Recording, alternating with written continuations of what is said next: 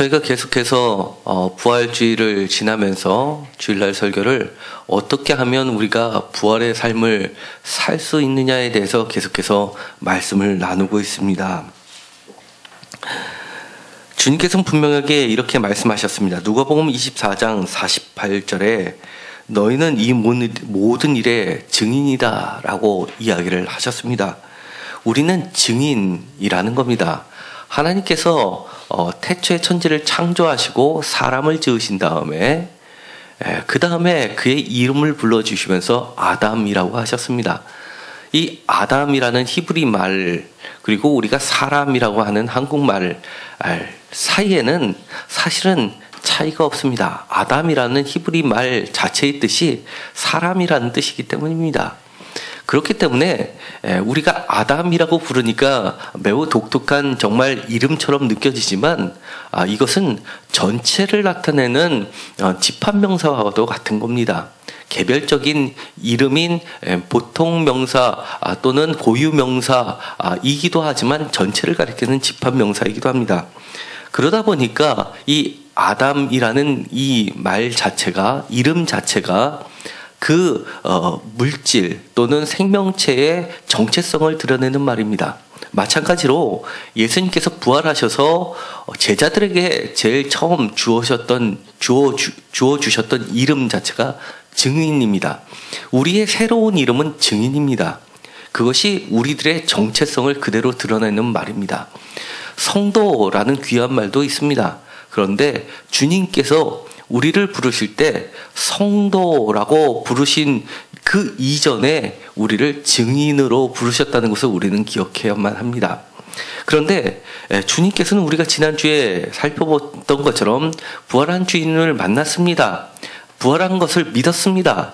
그런데 바로 나가서 증인이 되기 이전에 이 성에 머무르라 라고 하시면서 위로부터의 능력이 입혀질 때까지 기다리라, 멈춰라 라고 이야기를 해 주셨습니다. 왜 그럴까요? 그 부분에 대해서 제가 지난주에 잠깐 얘기하고 지나간 것이 있습니다. 이 모든 것의 증인이라, 증인의 대상이 컨텐츠를 이루고 있는 것은 예수 그리스도의 십자가 부활 사건인데 그것을 증명할 때 이 모든 것이 이루어진 것의 정점은 예수 그리스도의 십자가와 부활 사건이라는 것은 맞지만 그 외에 나머지 모든 것은 바로 성경입니다. 그렇기 때문에 제자들이 나가서 증인이 되어야 할 때 어떻게 하면 증인이 될 수 있는지를 예수님 자신이 제자들에게 보여주셨던 그 과정들이 누가복음 24장에 자세히 소개되어 있었습니다. 엠마오로 가는 두 제자를 발길을 돌리시면서 다시 한번 예루살렘으로 향하게 했었던 결정적인 것, 그들에게 성경을 풀어주셨습니다. 그리고 다시 한번 제자들 앞에 나타나시면서 선지자들이 이야기한 것을 더디 믿는 자들이라고 하면서 꾸짖으셨습니다. 뿐만 아니라 오늘 성경에 나와 있는 것처럼 모세의 율법과 그리고 선지자들과 시편에서 나를 가리킨 모든 것이라고 이야기를 해주셨습니다. 모세 오경 선지서들 그리고 시가서를 대표하는 시편부터 시작하는 예를 들어서 잠언이라든지 전도서까지 다 포함하는 것들이 바로 한마디로 이야기하면 성경입니다. 그렇기 때문에 예수 그리스도는 다른 것이 아니라 성경에서 하나님께서 약속하신 그 모든 것을 이루신 사건이 예수 그리스도의 십자가와 부활 사건이라는 겁니다. 그렇기 때문에 우리는 예수님이 제자들에게 자신을 증명해 주셨던 방식의 원칙, 대원칙이 바로 성경이었기 때문에 우리도 나가서 예수 그리스도가 십자가에 달려 돌아가셨고 우리를 위해서 달리셔서 죽으셨지만 다시금 부활하셔서 참된 왕이 되셨다라는 것을 증명하는 방식 또한 반드시 예수님께서 하셨던 방식인 이 성경을 통해서 증인이 되어야 된다는 겁니다. 대표적인 것이 빌립 이라는 7 제자 중에 한 명이 예루살렘과 사마리아와 땅끝까지 이르는 그 복음의 전파 과정 중에서 이디오피아 내시를 만나서 증거했던 방식이 있었습니다. 사도행전에 보면 이디오피아 내시가 읽고 있었던 성경이 있었습니다. 바로 이사야서였습니다. 이사야서를 보면서 이해가 안 갈 때 그때 성령님께서 빌립을 향해서 이 술에 가까이 가라라고 이야기하시면서 그 부분을 설명해 주시고, 그리고 그 인물이 바로 그 성경에 기록된 구체적인 사건이 예수 그리스도라는 것을 알려주었습니다. 그리고 나서 세례를 주고 복음이 저 땅끝까지 번지는 것을 보여주었습니다. 그렇기 때문에 우리가 이 성경, 특별히 선지서들 중에서 예수 그리스도의 사건이 제일 많이 기록된 것이라고 한다고 하면 이사야서를 우리가 많이 꼽습니다. 그런데 이 이사야서에서는 선언의 내용 중에서 예수 그리스도의 사건이 많이 나와 있고, 실제로 이 복음서와 그 다음에 신약에서 제일 많이 예수님을 증거하는 데 썼던 구절이 바로 이사야서와 바로 시편입니다. 그런데 제 개인적으로는 예수님과 가장 많이 닮았다라고 할 수 있는 사람을 꼽으라고 한다면 저는 예레미야 선지자입니다. 의외로 이사야 선지서에 대해서는 사람들이 많이 압니다. 많이 읽습니다. 그런데 예레미야서에 대해서 아는 사람은 막 그리 많지 않은 것 같습니다. 실제로 읽어보면 예레미야서는 좀 어렵습니다. 이사야서는 그야말로 시간 순서대로 쭉 읽어나갈 수 있습니다. 그런데 이 예레미야서는 중간중간에 시대적 순서대로 이렇게 기록된 것이 아니라 좀 뒤죽박죽되어 있습니다. 그래서 읽는 사람으로 혼란을 느끼게 합니다. 뿐만 아니라 같은 장, 같은 단락 안에서도 1인칭, 2인칭, 3인칭이 왔다 갔다 하면서 동일한 사람을 가리키는데도 왔다 갔다 하면서 쓰게 되는 것을 보게 됩니다. 똑같이 너라고 했는데 어떨 때는 예언자를 나타내기도 하고 유다 백성들을 나타내기도 하고, 야훼, 나를 이야기하는 야훼라는 말이 나라고 했을 때 야훼를 가리키기도 하고, 그 야훼를 어떨 때는 야훼 3인칭으로 쓰기도 하고, 그렇게 인칭이 왔다 갔다 함으로써 그 사실은 원래 내려오던 예레미야 선지자가 했던 이야기를 후대 예레미야의 말씀을 보존하는 그 제자들이 좀 더 추가해서 들어가 있는 흔적들이 많다 보니까 사실은 읽기가 어렵습니다. 그렇지만 우리가 많이 중첩되는 사건들이 있습니다. 예를 들어서 예수님께서 십자가에 달려 돌아가실 때 가장 결정적인 이유, 십자가에 달려 돌아가셨던 가장 결정적인 이유가 성경, 복음서에 기록된 것으로 보았을 때는 바로 성전정화 사건입니다. 그런데 예레미야서에서 예레미야가 죽임을 당하려고 직접적으로 위협을 느끼게 되는 것이 바로 성전에서 했던 말 때문에 예레미야 선지자가 어려움을 겪게 됩니다. 그것 또한 2번에 걸쳐서 예레미야서에는 기록이 되고 있습니다. 예레미야서 7장 4절에 보면 이렇게 되어 있습니다. 너희는 이것이 여호와의 성전이라 여호와의 성전이라 여호와의 성전이라 하는 거짓말을 믿지 말라라고 하면서 3번이나 이야기합니다. 그렇게 함으로써 이 예레미야 선지자는 이 유다 왕국의 중심이 되었던 성전 멸망을 외침으로써 사실은 핍박을 절정에 이르게 하고 있는 겁니다. 뿐만 아닙니다.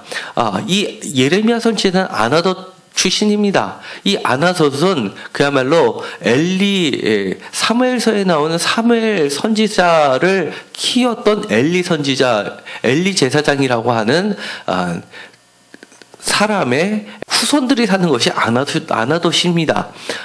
그렇기 때문에 끊어진 제사장 출신입니다. 그런데 이 아나돗 사람들이 이 성전을 비판한 것 때문에 이들이 예레미야 선지자를 죽이려고 합니다. 그런 것은 바로 예수님께서 자신의 고향 사람들로부터 죽임을 당하려고 해서 그들을 피해서 달아나는 장면하고 비슷합니다. 뿐만 아닙니다. 이 예레미야 선지자는 이렇게 되어 있습니다. 오늘 읽었었던 말씀에 보면 4절에 이렇게 되어 있습니다. 여호와의 말씀이 내게 임하니라 라고 하는데, 이 예레미야 선지서를 1장부터 쭉 마지막 절까지 읽다 보면 불과 두세 절 읽고 나서 여호와의 말씀이나 여호와께서 말씀하시니 라는 말이 수도 없이 반복이 됩니다. 너무나 다른 선지서들에 비해서 여호와의 말씀이냐 라는 말을 너무 많이 강조합니다. 그 이야기는 예레미야의 선지자가 하는 그 말을 아무도 그것이 여호와의 말씀이라고 받아들이지 않았다는 것이 됩니다. 우리가 공부 잘하는 자녀들에게는 공부하라라는 말을 잘 하지 않습니다. 공부를 너무나 안 하는 자녀들일수록 공부하라라는 말을 많이 합니다. 그렇기 때문에 이 두드러진 특징 중에 하나가 이 예레미야 선지자는 여호와의 말씀이냐라는 말을 너무나 많이 나오게 됩니다. 수도 없이 나오는데 그 이유는 그만큼 예레미야서는 예레미야가 여호와의 말씀을 전했기 때문에 핍박을 받았고, 또 여호와의 말씀이 아니라고 모두 다 생각하기 때문에 더더욱이 이 예레미야의 했던 말과 예수님께서 하나님의 말씀을 선포했는데 하나님의 말씀이 아니라고 믿었던 거하고 너무나 비슷합니다. 뿐만 아닙니다. 우리가 예레미야 선지는 눈물의 선지자라고 이야기합니다. 너무나 고통이 많았습니다.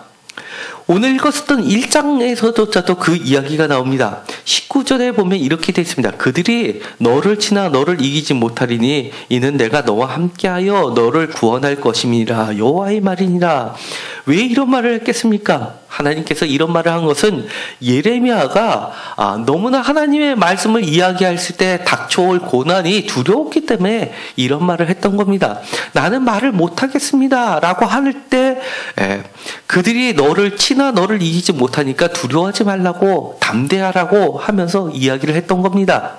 실제로 그들이 너를 치나 이기지 못하고 하나님께서 예레미야를 구원해 주십니다. 죽지 않고 살아남았습니다. 그런데 예수님께서는 마찬가지로 그들이 예수를 쳤습니다. 그리고 예수는 죽었습니다. 그러나 예수님은 죽었지만 살아나셨습니다. 예레미야보다 훨씬 더 압박이 더 핍박이 강했지만 예레미야는 죽지 않고 하나님께서 구원해 주셨지만 이 예수님은 죽었지만 구원해 주셨습니다. 뿐만 아니라 예레미야는 구원을 선포한 자입니다. 그러나 예수님께서는 스스로 다른 사람들을 구원해 주시는 성경을 이루신 분입니다. 그렇기 때문에 누가복음에서 이야기한 것처럼 이 모든 것을 이루신 분이 바로 예수 그리스도라는 겁니다. 그렇기 때문에 우리는 예레미야서를 보면 예수 그리스도를 좀 더 이해하기 쉽고 예수님께서 하셨던 아리송한 말들이 보다 분명해지게 됩니다. 19절에서도 내가 너와 함께하여 라고 예레미야에게 하나님께서 말씀을 하셨지만 하나님이 우리와 함께 하시다라는 임마누엘은 예수 그리스도의 이름입니다. 예레미야 선지자보다도 보다 완벽하게 성경의 말씀을 응하신 분이 바로 예수님입니다. 뿐만 아닙니다. 1장 5절에 보면 내가 너를 모태에 짓기 전에 너를 알았고 내가 배에서 나오기 전에 너를 성별하였고 너를 여러 나라의 선지자로 세웠노라. 이것은 예레미야에게 했던 말입니다. 그러나 요한복음에서는 태어나기 전에 모태에 짓기 전에 라기보다도 태초에 천지가 창조하기 전부터 하나님과 함께 계셨던 분이라고 보다 완전하게 성취하신 분이 예수 그리스도입니다. 뿐만 아니라 여러 나라의 선지자로 세우셨느라라고 이야기했지만 예수님께서는 그야말로 모든 나라의 만백성의 왕으로 세우심을 받았습니다. 왕 같은 제사장, 왕이요 선지자요 그리고 메시아요, 이 모든 것이 합쳐진 분이 예수 그리스도입니다. 뿐만 아닙니다. 6절에 보면 나는 아이라 나는 말할 줄을 모릅니다 라고 나서 예레미야는 하나님의 말씀이 들었기 때문에 거절합니다. 그러나 예수님께서는 누가복음에 보면 어린 아이일 때부터 성전에서 성전에 성경을 잘 아는 사람들과 토론을 하고 그들을 가리킬 정도였습니다. 뿐만 아니라 그렇게 아이라고 말할 줄 모르는 그 예레미야에게 하나님께서 하셨던 것이 있습니다. 9절에 보면 여호와께서 그의 손을 내밀어 내 입에 대시며 여호와께서 내게 이르시되 보라 내 말을 내 입에 두었노라. 10절 보라 내가 오늘 너를 여러 나라와 여러 왕국 위에 세워 내가 그것들을 뽑고 파괴하며 파멸하며 넘어뜨리며 건설하고 심게 하였느니라 하시니라 라고 되어 있습니다. 하나님의 말씀을 예레미야의 입에다 두셨다라고 합니다. 예수님은 하나님의 말씀을 입에 두셨습니다. 그리고 세워주셔서 여러 나라를 파멸하고 넘어뜨리며 건설하고 심으시는 역할을 해주셨는데 요한계시록에 보면 예수님께서는 이 말씀 로고스라는 이름을 가지고 마지막 때에 최후 전쟁을 일으키시는 분입니다. 그리고 새하늘과 새 땅을 창조하시는 분이 바로 예수 그리스도입니다. 이처럼 많은 부분에서 예레미야를 보면 하나님의 말씀이 온전히 성취되고 삶으로 닮아내신 분이 바로 예수 그리스도라는 것을 알게 됩니다. 이와 동시대 인물이 있었습니다. 에스겔서입니다. 에스겔서에 보면 에스겔 선지자는 1차 포로 때 잡혀간 사람입니다. 이 에스겔은 제사장 출신이었고 이 예레미야는 아버지가 제사장 출신이었지만 예레미야는 제사장이 아니라 선지자로 했던 인물입니다. 나이는 예레미야가 훨씬 많이 있습니다. 나이 차는 많은 차이가 나지만 거의 한 세대 정도의 차이가 나지만 사실은 동시대 인물입니다. 예레미야가 굉장히 나이가 늙어서까지도 선지자의 역할을 했던 사람이기 때문입니다. 그런데 이 에스겔서 44장 23절에 보면 이렇게 되어 있습니다. 에스겔서 44장 23절과 30절에 보면 에스겔에 했던 말이 있습니다. 23절 내 백성에게 거룩한 것과 속된 것의 구별을 가르치며 부정한 것과 정한 것을 분별하게 할 것이며 송사하는 일을 재판하되 내 규례대로 재판할 것이며 내 모든 정한 절개는 내 법도와 율례를 지킬 것이며 또 내 안식일을 거룩하게 하며 이렇게 여러 가지가 나와 있습니다. 이 에스겔은 포로로 잡혀가서 그 땅에서 하나님께서 다시금 예루살렘을 회복시켜 주실 때 제사장의 역할이 이런 것이다라는 것을 오늘 기록해 놓은 겁니다. 참된 제사장의 역할이 백성들에게 거룩한 것과 속된 것의 구별을 가르치며 부정한 것과 정한 것을 분별하게 하는 사람이 제사장이라는 겁니다. 그렇기 때문에 이 제사장은 그만큼 어렵고 많은 사람들의 시기와 질투를 받을 수밖에 없는 위치에 놓여 있는 사람입니다. 어떤 사람들은 성전에 들어오면 듣기 좋은 말만 들으려고 하는 사람들이 있습니다. 그러나 오늘의 말씀을 보면 이 성전에 들어왔을 때는 자기 자신을 찢는 자리입니다. 질책을 많이 받는 장소가 성전이 될 수밖에 없다는 것을 이야기하는 겁니다. 그런데 그 판단한 근거도 세상 이치대로 인격적으로 하는 것이 아니라 하나님의 규례대로 재판하고 하나님의 규례대로 이야기를 할 수밖에 없는 것이 바로 제사장이라는 겁니다. 그런데 예수님께서는 이처럼 이 땅에 오셔서 무엇이 거룩하고 무엇이 속된 것인 것을 분명하게 가르치셨습니다. 안식일을 거룩하게 지키는 것이 무엇이라는 것도 분명하게 알려주셨습니다.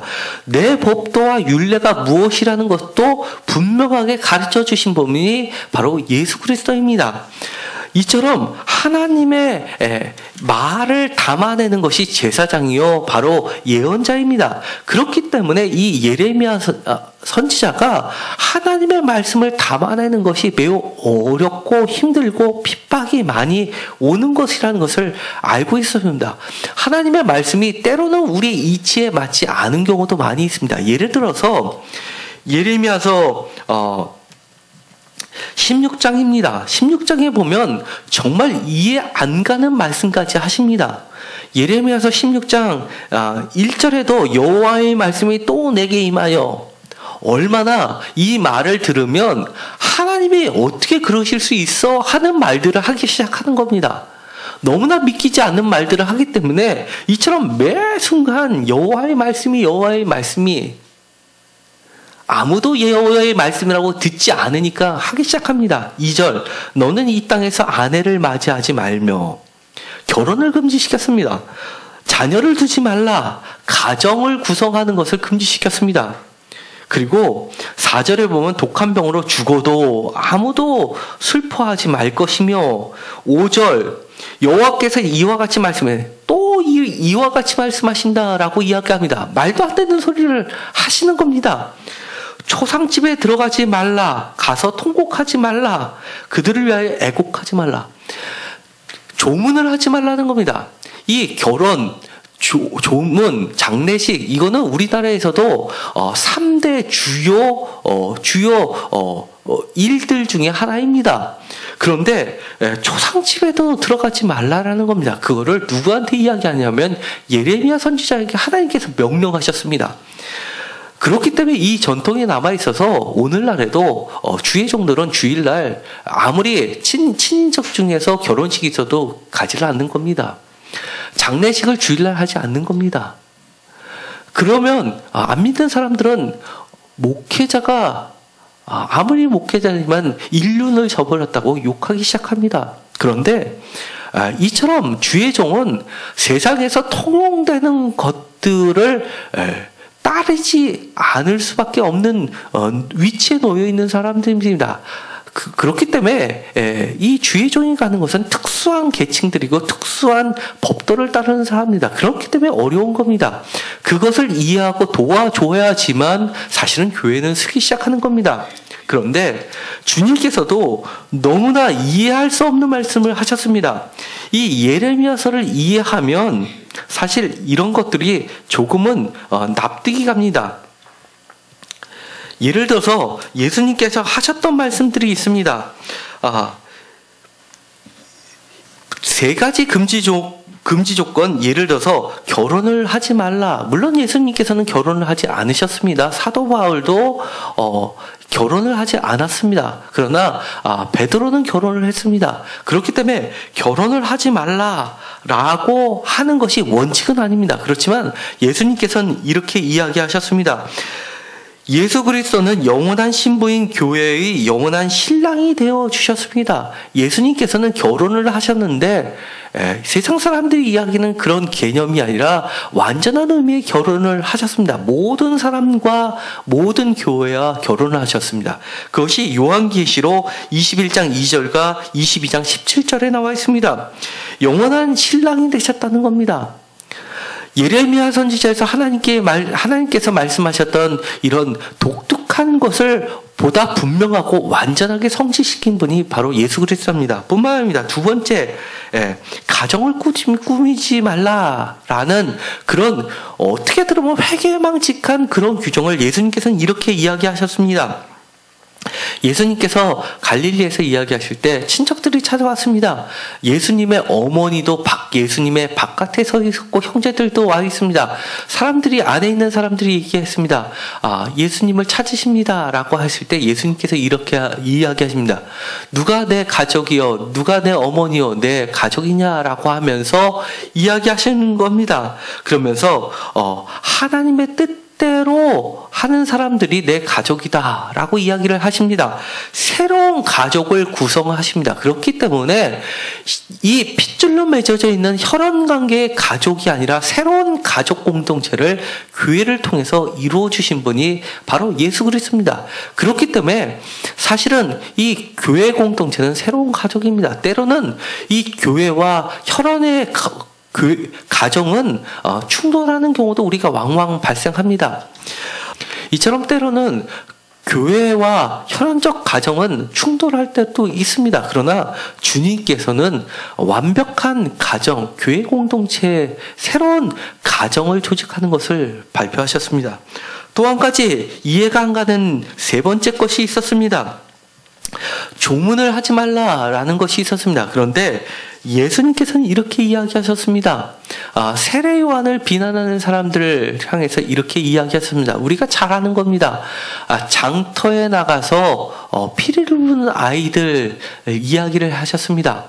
장터에서 피리를 불면서 즐겁게 노는 아이들을 통해서 피리를 불어도 너희들이 춤추지 아니하고 라는 말씀을 하셨습니다. 그러면서 세상에 나가서 세상에서 기뻐하는 자와 기뻐하고 슬퍼하는 자와 함께 슬퍼하는 것이 인자의 역할이다 라는 이야기를 해 주셨습니다.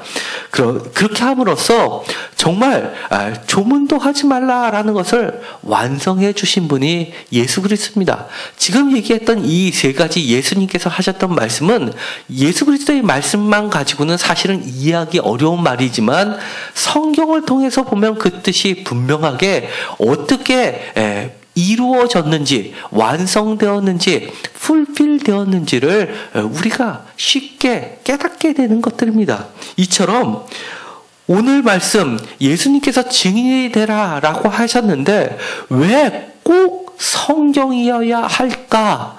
왜 증인이 꼭 증명을 할 때 성경을 통해서만 예수 그리스도를 증거할 수 있을까라는 것에 해답을 주는 것이 예수 그리스도의 말과 행동에 있다는 것을 우리는 깨달아야 합니다. 그렇기 때문에 우리는 이 성경을 좀 더 깊이 알려고 애를 써야 합니다.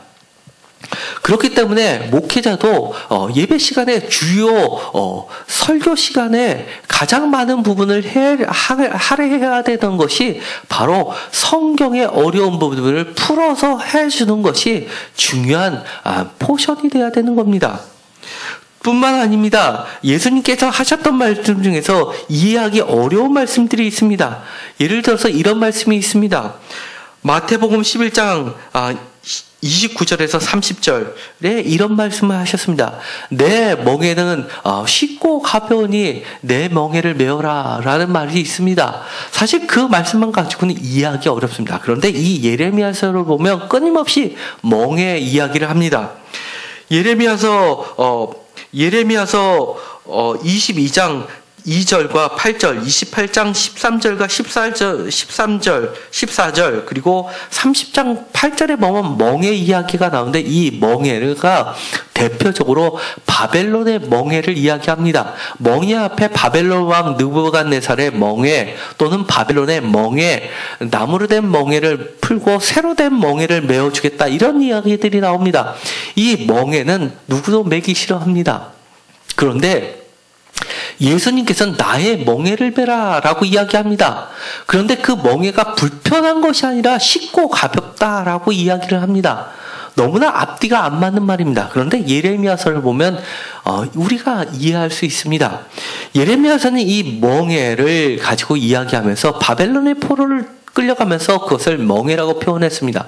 지금까지는 하나님의 멍에를 메고 있었는데 이제는 너희들이 하나님의 멍에를 거부하니까 더 무거운 멍에, 바벨론 왕의 멍에를 짊어주겠다라는 것이 심판의 내용입니다. 하나님의 멍에는 뭐였습니다? 그들이 불편해하고 어렵고 지기 싫어하는 것 토라였습니다. 하나님의 말씀이었습니다. 그래서 하나님의 말씀을 헌신자처럼 버렸고 그것을 이용했습니다. 안식일이 언제 끝나나라고 생각하면서 안식일이 끝나면 장사를 할 수 있는데 라고 생각했던 것이 그들입니다. 그런데 예수님께서는 이렇게 이야기하시는 겁니다. 예레미야에서 이야기한 것처럼 하나님의 멍에를 그처럼 싫어했느냐? 지금 바벨론의 멍에를 풀어서 완전한 해방, 구원을 너희들에게 주는 그 멍에는 다른 것이 아니라 예수 그리스도의 멍에라는 겁니다. 그렇기 때문에 쉽고 가볍다, 진정한 쉼을 얻는 멍에다라고 이야기하는 겁니다. 그렇기 때문에 이것은 순종하고 복종하고 연결되어 있고 교훈하고도 연결되어 있는 말씀입니다. 이처럼 이처럼 이 선지서를 보면, 성경을 보면 예수 그리스도가 하셨던 말씀, 예수 그리스도가 하셨던 행동들, 예수님께서 이 성전에서 정화를 하면서 하셨던 말씀, 내 집은 만민이 기도하는 집이다 라는 그 말씀 다음에 하셨던 말씀, 이 성전이 너희들 눈에는 도둑의 소굴로 보이느냐 했던 그 말씀이 사실은 예레미야서에 들어와 있던 말씀입니다. 내 성전이, 내 여호와의 집이 너희들 눈에는 도둑들의 소굴로 보이느냐 했던 말이 바로 예레미야서에 있는 말입니다.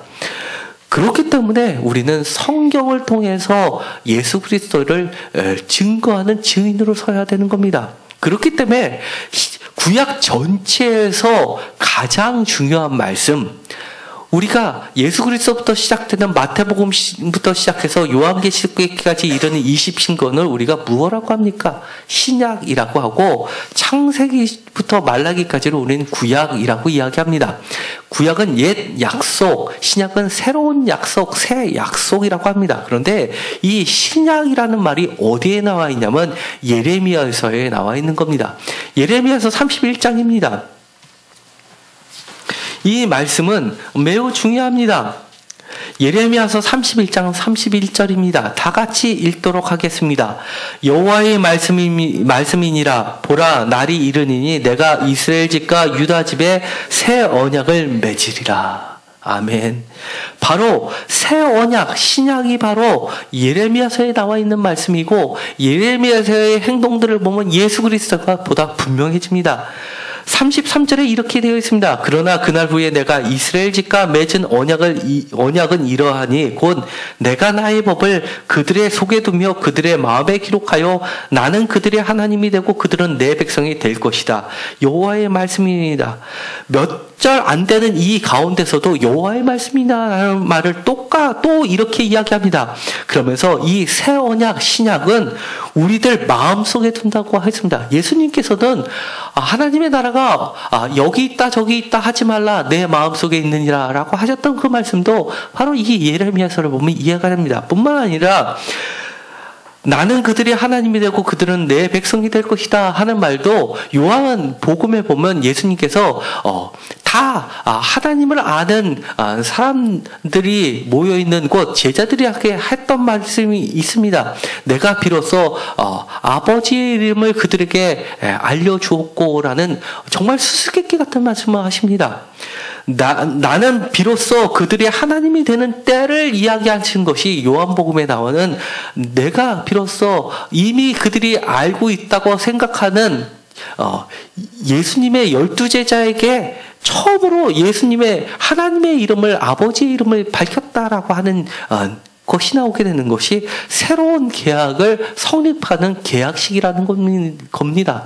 이처럼 여러 가지 풀리지 않았던 문제들이 이렇게 선지서들, 성경을 보면 우리가 좀 더 쉽게 이해해지고 분명해지고 완전히 이해가 되는 것을 알게 됩니다.